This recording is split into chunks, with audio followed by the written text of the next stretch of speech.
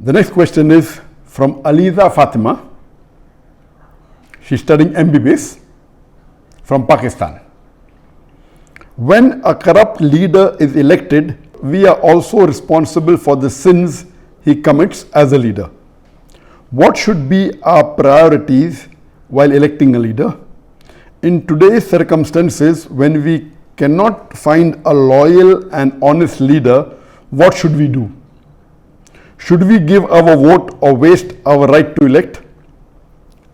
A similar question is posed by Majid Khan from Hyderabad, India. What are the qualities we should look for in today's age for selecting a leader for the Muslims?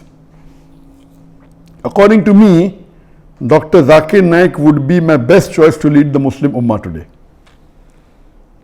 Basically, the question posed here is that in today's world, most of the Muslim leaders are dishonest, they are corrupt. So who should we choose? Or should we let our vote go in waste? And the second question is that what are the qualities that a Muslim leader should have? And the brother suggested that I should be the leader, which will come to it later on, which I'll answer inshallah. As far as what should the qualities of a Muslim leader be, is the best exemplary Muslim leader in the world is our beloved Prophet Muhammad. That's the reason Michael H. Hart, he places him number one in the list of 100 most influential human beings in the history of humankind. Imagine he, being a non-Muslim, places Muhammad as number one, and he says that Prophet Muhammad, peace be upon him, was not only successful as a religious leader, he was even successful as a social and a political leader. Because of that, he placed him number one. That he was not only a successful religious leader, he was also a successful social and a political leader. So the best example of a political leader in the world today we have is Prophet Muhammad, peace be upon him. After that, we have the example of the Khalifa Rashidin, Hazrat Abu Bakr, Hazrat Umar, Hazrat Usman, Hazrat Ali. They are best examples for us after the Prophet. And that's the reason Michael H. Hart, he places Umar al-Khattab radiallahu anh, may Allah be pleased with him, as number 51, because he was a very successful leader. So if today, unfortunately, I don't know of any Muslim leader who is anywhere close to the quality of leadership of Prophet Muhammad, not even 0.001%. Leave aside that, not even close to Hazrat Umar radiallahu anh. Umar bin Khattab, mashallah, he was so successful that he expanded the Muslim empire, mashallah. And if you read his seerah, you will find the example how a Muslim leader should be. Unfortunately today, none of the Muslim leaders, we have about 56 to 57 countries in which majority of the people are Muslims. In some country 100%, some more than 95, some more than 90, some more than 50%. There are about 57 countries in the world out of a little bit more than 200 countries. That means more than 27% of the countries in the world, there are countries in which Muslims are in majority. Unfortunately, none of these leaders are anywhere close to Umar al-Khattab radiallahu anh. Nowhere close. And if you read the seerah of Hazrat Umar, may Allah be pleased with him, he told his family that if any of my family members break any of the rules, they will get double punishment. Because the family of a caliph should be following the rules much more than others. If they break any rule, they will get double punishment. And you have several examples. Unfortunately, we find today that most of the Muslim leaders, they are more, as the sister rightly asked the question, that most of them are corrupt, most of them are dishonest, they are involved more in making money for themselves, unfortunately. Just let me give you one example of Hazrat Umar radiallahu anh. That when he was the Khalifa, he had two of his sons, Abdullah and Ubaidullah, may Allah be pleased with them both. When they went to the governor of Basra, when they were passing Basra, the governor called them and he was very happy to meet them. He said, what can I do for you? Then he said, why don't you give this amana to Amirul Mu'minin, to your father, the Umar al-Khattab radiallahu anhu. But I give you permission that on your way you can utilize the money for business, and when you get the principal amount back, keep the profit, and you can give the principal amount back to Amirul Mu'minin. So both the sons of Umar radiallahu anhu, they take the money, and on the way they do business and they get a huge profit, and they go and give the principal amount to their father Amirul Mu'minin, and they say, this is what the governor of Basra said, and this is the amana. So Hazrat Umar was angry, and he asked his sons that, did the governor give this money to somebody else? They said no. So how come he has given it to you? So Umar radiallahu anhu commanded to his sons that give the principal amount as well as the complete profit. Give everything to Baitul Mal. Then the people who were close to Hazrat Umar radiallahu anhu, the other Sahabas, they told that this is a business deal and the permission was given by the governor. So what is their fault? And if it's a business deal, we are allowed to do that. So finally, after a lot of discussion, when they said that, he should change his ruling, then Hazrat Umar radiallahu anhu said, okay, fine, give 50% of the profit to the Baitul Mal. So we see he was so strict, and he made it a law that any of his governor, before they appointed, he checks their wealth. And once they relieve the post, he checks their wealth again. And he allows only a small percentage of increase. Anything more than that, he said, give it to Baitul Mal. Not that he accused them of corruption. No. He said that means even if you spend more time in the worldly affairs, you're not fit to be a governor. If you want to be a governor under my rule, you have to give your pure time to your duty. Even if you make money, honestly, that is not your purpose. Unfortunately, we see today in the Muslim Ummah, most of the Muslim leaders, they are far away from the deen.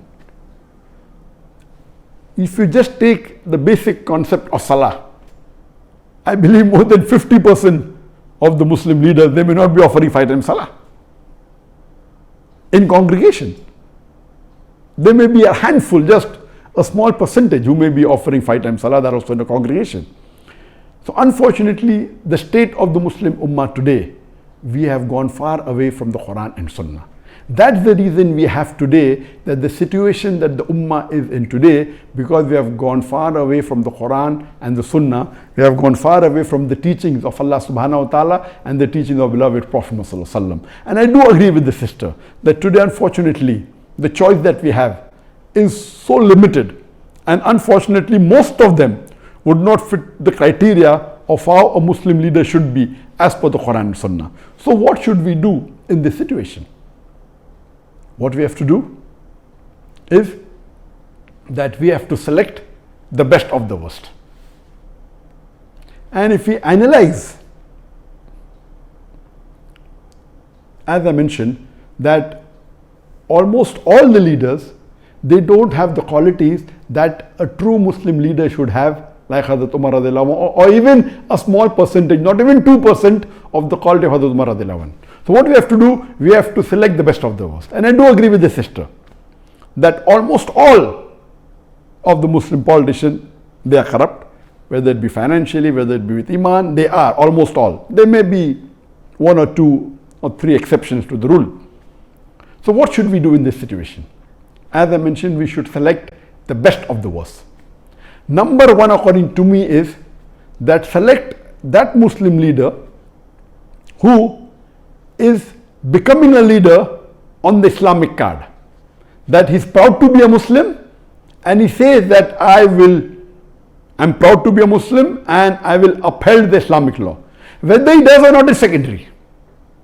Because in today's world, the basic rule for a politician today, unfortunately, is that he has to maintain his chair by hook or by crook. It may go against his set of rules, it may go against his deen, it may go against his family. As long as he is sitting on the chair, he is happy. So he will do anything to maintain his chair. Because of this reason, my first advice is that if two Muslim leaders are standing, select that Muslim leader who openly says that he is proud to be a Muslim and he is coming on the Islamic card. he may or may not be a practicing Muslim, that is secondary. I will go to the extent of saying that if there is one Muslim leader who is practicing Islam 20%, but is coming on the secular card, he is not saying that I will protect the Muslims, I will follow Islam. And there is another Muslim leader who is following 10% of Islam, but is coming with the Islamic card. He is openly saying that I will protect the religion of Islam, I will protect the Muslims. Better select the person who is following 10% Islam as coming with the Islamic card rather than the other Muslim leader who is following 20% and is not coming on the Islamic card, because the person who is not coming on the Islamic card will not go out of his way to follow the Islamic principles, because that was not his trump card to win the election. Whereas the other Muslim leader who may not be following Islam as much as the other person, both are below average, but at least because he's come with the Islamic card, he will see to it that he'll make more masajid. He may not pray salah, but he'll see to it he will make more masajid, more mosque. He will protect the law of Islam. He will help the Muslim, because his trump card to win the election was the Islamic card. This is a very key point. Unfortunately, and we know, as the sister rightly said, that majority, almost all are corrupt. So, but if you have a corrupt leader who's coming with the Islamic card, is better than a corrupt leader who's coming without the Islamic card. There are maybe 1, 2 or 3, if we search in the Muslim Ummah, who may be following majority of the faraiz in Islam. But they may not be having the acumen to be a good leader. We have on the other example some Muslim leader who I have praised in my speech. They may be bold, they may stand for justice, they may not be following Islam to the T. They may not be offering 5 times salah, may be offering maybe a few times in a week. But they may openly protect the Islam because that is the principle, but they are not doing it for the Islam because they are doing because that is what they feel is right. They are more for the cause of humanity, but Islam is far above humanity. So because of that, they may bring a voice in the international media, but their practice may not be Islamic. So such leaders may benefit in one particular aspect of Islam to the Muslim Ummah, but on the other hand, they may be a danger. So that is the reason I personally prefer that you select those Muslim leaders who, number one, are proud to be Muslims. Unfortunately, when you look at the Muslim leaders, most of them, they are not following the Sunnah. I am giving a small example of keeping a beard. It's not a big thing. To keep a beard doesn't take any effort. What our beloved Prophet Muhammad said, it's mentioned in Sahih Bukhari, in volume number 7, Hadith number 5892, that the Prophet said that do the opposite of what the mushriks do, what the unbelievers do. Grow your beard and trim your mustaches. According to all 4 schools of thought, all the 4 Aimmas, keeping a beard is fard. It's such a small effort. But yet, unfortunately, majority, more than 75% of the Muslim leaders who are men, they don't have a beard. Why? That means they're not proud to be Muslims. That doesn't mean if you keep a beard, you have fulfilled all the requirements. No, please don't get me wrong. In requirements, you have to follow the 70 major sins and see how good the person is. So what we have to realize, my basic point here is that select those Muslim leaders who are proud to be Muslims, even though they may be less in practice. A person who is proud to be a Muslim and a practicing Muslim, it is the best. Who's practicing and doing all the faraiz? I don't think so. If you search, you may find 1 or 2, but they may not be good leaders, but they may be following the faraiz. So here, see to it that you elect those who are coming with the Islamic card and those who are proud to be Muslims and present themselves as Muslims, are not shy when they meet the non-Muslim leaders. They are not shy to present themselves as Muslims. Now coming to the second part of the question, that these criterias, the best is read the seerah of the Prophet and seerah of Hazrat Umar radiallahu anhu, Hazrat Abu Bakr, Hazrat Usman, Hazrat Ali, and you see the examples in their life, how honest. And none of these leaders, they wanted to become leaders. The hadith of the Prophet, anyone who wants to be an Amir, wants to be a leader, is not the right person. Here we find that most of the leaders want to be leaders. In the Islamic teachings, a person who himself wants to be a leader should not be made the leader. The other people who make him, and all the Khalifas, they were made by others. And you have these examples. As far as the question posed by the brother Majid, that he feels that Dr. Zakir Naik is the best choice, I'm sorry, I disagree with you totally.